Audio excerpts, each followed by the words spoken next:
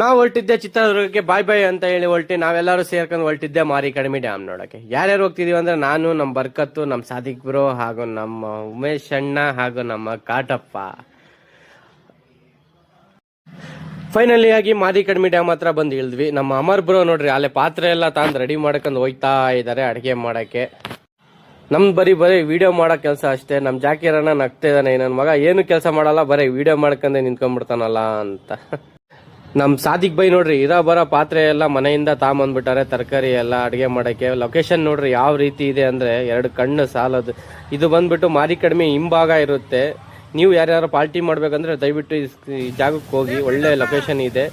ನಮ್ಮ ಅಮರಣ್ಣ ನೋಡ್ರಿ ತಲೆ ಮಟನ್ ತೊಳೆಯಕ್ ಹೋಗ್ತಿದ್ದಾರೆ, ಬರೀ ಯಾವ ರೀತಿ ತೊಳಿತಾರೆ ಅಂತ ನೋಡ್ಕೊಂಬರೋಣ.